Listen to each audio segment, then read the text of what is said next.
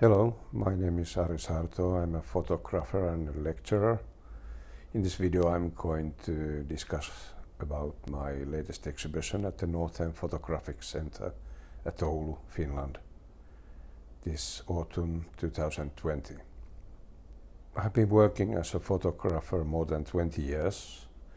Before that I was a principal lecturer of photography at the Lahti Institute of Design, a freelance photographer and teacher, but during the last 20 years I have been working mainly as an artist, doing my own art projects, exhibitions and videos, mainly in Finland and in Japan.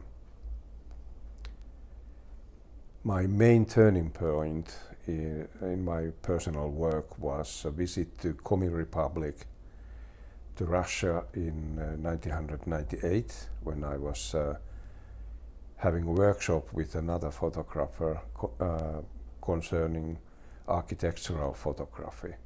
And during that trip, for a short moment, I took one picture about a former prison camp at the Komi Republic, and it was actually in ruins. There was another open prison behind the ruins, and I had only time to take one shot before a guard came and threw me out from the place. So at that moment, when I took the panorama, I felt this strong feeling of burden in the landscape, strong feeling of layers, historical layers in the landscape, and suffering. Another key moment was my first visit to Tokyo, Osaka and Kyoto, to Japan in 2000, when I was part of the specialist group representing Finnish contemporary art to Japanese museums and galleries. At that trip I felt a little bit homely. It was nice to visit Japan, which I have been very fond of since my teenage years. But I was also noticing at the same time the economical situation where there were quite a lot of homeless people living in the parks, at the railway stations, and next to the expensive, exclusive hotels. So I felt it was kind of a fascinating thing that at the same time people could be visible and invisible. So after that, 2000, I was again participating to a group show in Tokyo at the Spiral Gallery in 2003. And after that I have been working together with a gallerist in Tokyo, and I have been visiting Japan quite often, sometimes even two, 3 times per year. My projects in Japan have been including homelessness, a series about huts of the homeless in Finland and in Japan, and suicides, a series called Aokigahara Yukai, which is about a suicide forest close to the mountain Fuji. And then my latest work, which is at the Northern Photographic Center, is Silence and Noise, which is about portraits, presence, disappearance and memory. Both works are now here at the Northern Photographic Center. The video Noise is actually silent. It's photographed, or the shots are taken through a yogurt can cover, which is aluminium, and it's a digital video, series of digital video portraits about people concentrating into themselves, eyes closed, and closing the noise which is outside in the surroundings, in the society, in the visual words. They are closing it away outside of themselves. The other work is a series Silence, which has actually different kind of meanings in Japanese language. It's a series of portraits made by a wooden pinhole camera, which I built by myself from the materials I bought in 2017 from a cheap hardware store at Chenpukuji, Western Tokyo.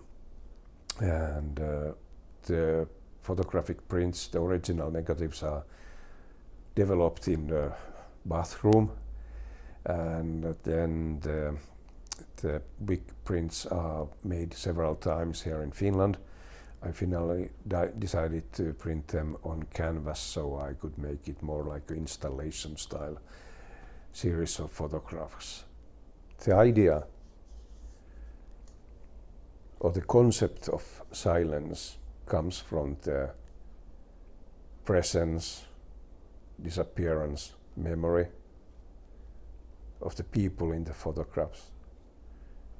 I'm wondering quite a lot about how do memories vanish.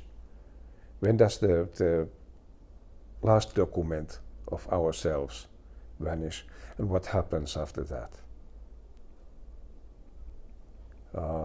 Somebody wrote quite a long time ago that we die actually twice. The other one is the physical death, and other death is the time or the moment when the last person who has met us also dies. So the memories about ourselves die. But not all the documents do vanish. Photography is one of them. It's kind of a fragment of memory, fragment of presence, and also a signifier of vanishing and death.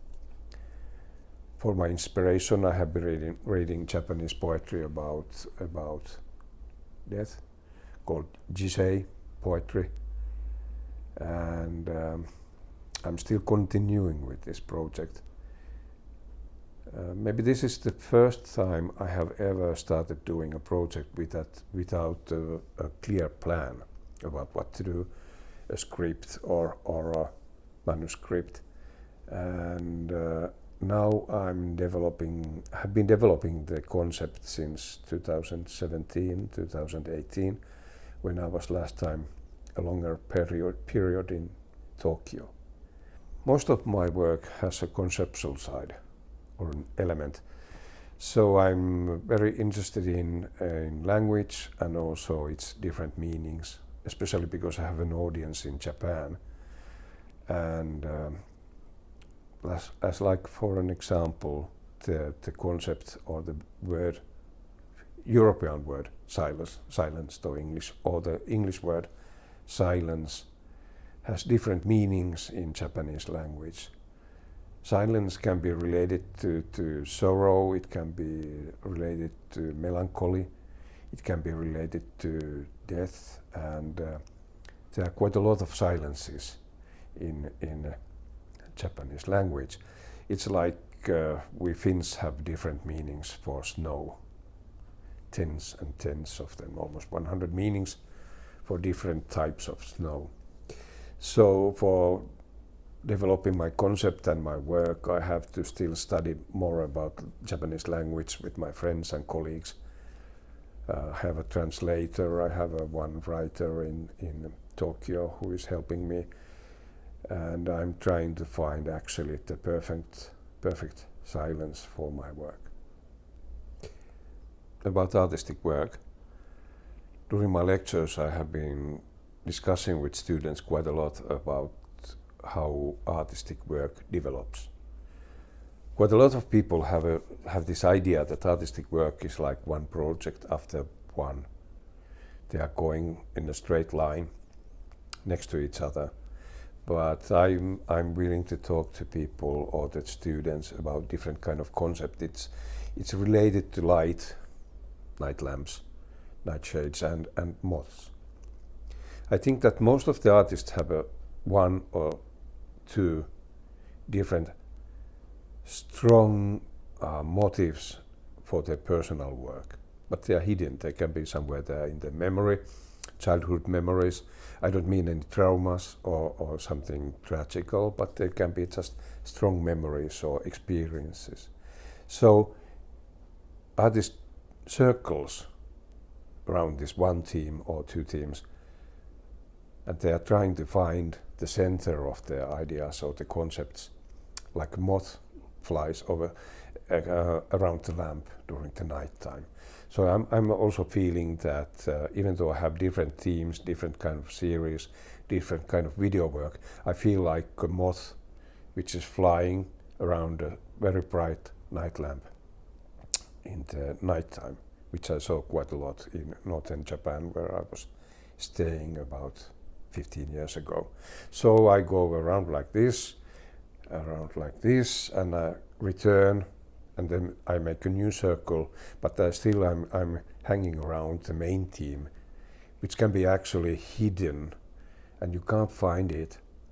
It can take your whole lifetime to find it, and sometimes it's almost impossible, or even impossible to get or to reach.